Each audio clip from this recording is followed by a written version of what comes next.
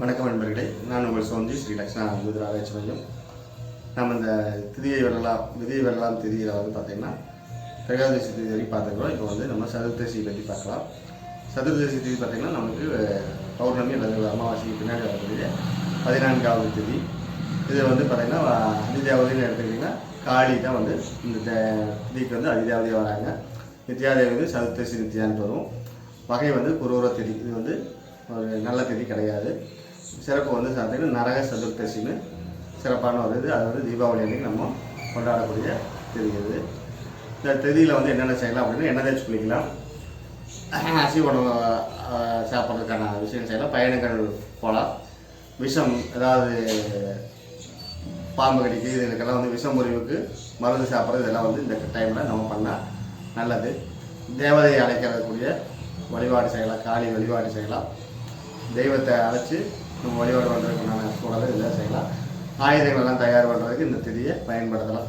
காளி துர்க்கை பூஜை எல்லாம் இதில் செஞ்சோம்னா எதிரிகளை நம்ம ஒழிக்கலாம். நம்மளுக்கு ஏதாச்சும் எதிரிகள் இருக்கிறாங்கன்னா இந்த திதியில் காளி பூஜை இல்லை துர்கா பூஜை செஞ்சோம்னா நம்மளுக்கு இந்த எதிரிகள் தொல்லை விடுபடலாம்.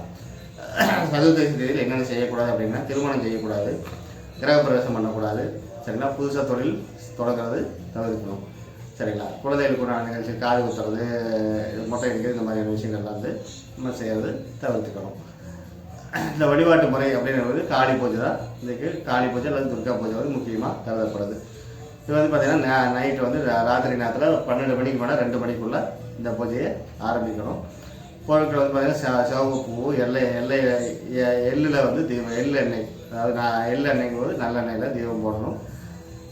நைவேத்தியம் மாமிசம் படைக்கலாம், இல்லைன்னா சாப்பாடு வெள்ளை சாப்பாடு படைக்கலாம். சரிங்களா. மந்திரம் பார்த்திங்கன்னா ஓம் ஐம் ஹ்ரீம் க்ரீம் காளிக்காய நமகா அப்படிங்கிறது இந்த கொண்டான மந்திரமாக உச்சாரணம் பண்ணி 108 தடவை உச்சாரணம் பண்ணி நம்ம வழிபாடு பண்ணுறது சிறப்பு தரும்.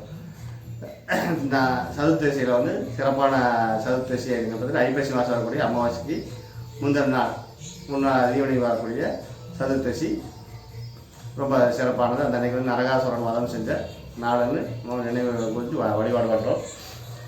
14 விளக்கு எண்ணெய் விளக்கு போட்டு தெய்வம் போட்டு வழிபாடு பண்ணலாம். காளி பூஜை அந்த அன்றைக்கி செய்கிறது ரொம்ப சிறப்பு. பைரவர் வழிபாடு தேய்வரை சதுர்தசியில் பைரவருக்கு வழிபாடு பண்ணலாம். எள் ப்ளஸ் வெல்லம் இது நைவேத்தியம் படைச்சி வழிபாடு பண்ணுறது நல்லது. ஓம் பைரவாய நமக அப்படின்னு சொல்லி பைரவ மந்திரத்தை சொல்லி வழிபாடு பண்ணலாம். சிறப்பு நாள் இருக்குன்னா தீபாவளிக்கு முன்னத்த நாள் வரக்கூடிய நரக சதுர்தசின்னு சொல்லக்கூடிய தீபாவளிக்கு முன்னத்த நாள் வரக்கூடிய நாள். மாசி சதுர்தசி லட்சுமி நரசிம்மருக்கு உகந்த நாள். அந்த அன்றைக்கி லட்சுமி நரசிம்மர் வழிபாடு பண்ணலாம். ஆடி மாதம் வரக்கூடிய சதுர்தசியில் காளி வழிபாடு செய்கிறது ரொம்ப சிறப்பு தரும். இந்த திதியில் பிறந்தவங்களோட பலன்கள்னு எடுத்துக்கிட்டிங்கன்னா உடல் வலிமையாக இருக்கும், மன வலிமை அதிகமாக இருக்கும், அதிகபட்சம் நாத்திகவாதியாக இருக்கிறதுக்கான வாய்ப்பு இருக்குது, செல்வ வளம் நல்லா இருக்கும், சரிங்களா. முடிவெடுக்கிற திறன் அவங்ககிட்ட அதிகமாக இருக்கும், சரிங்களா. இல்லை விசேஷ பூஜைகள் எடுத்துக்கிட்டு காளி அந்தர பூஜை, நரக சதுர்தசி தீபாவளி அன்றைக்கி எண்ணெய் தேய்ச்சி குளித்து பூஜை பண்ணுறது, தீபம் எள்ளெண்ணெயில் தீபாராதனை காட்டுறது ரொம்ப விசேஷமானது. இந்த திதியை பற்றி வேறு ஏதாவது தகவல் தேவைப்படுறதுன்னா கமெண்ட் பண்ணுங்கள், நான் அதுக்குண்டான எடுத்து தரேன். வேறு ஏதாவது ஆன்மீக சந்தேகங்கள் ஏதாவது இருந்தால் கமெண்ட் பண்ணுங்கள், நான் உங்களுக்கு அதுக்குண்டான தீர்வு எடுத்து தரேன். இந்த உங்களுக்கு பிரயோஜனமாக இருந்ததுன்னா பயன்படுத்துனா உங்களுக்கு லைக் பண்ணுங்கள், ஷேர் பண்ணுங்கள், மற்றவங்களும் பயன்படுத்தும், சப்ஸ்கிரைப் பண்ணிக்கோங்க. மேற்கொண்டு வரக்கூடிய வீடியோக்கள் உங்களுக்கு கிடைக்கட்டும், சரிங்களா. நமசிவாய, வாழ்க்கை, ஓம் நமசிவாய.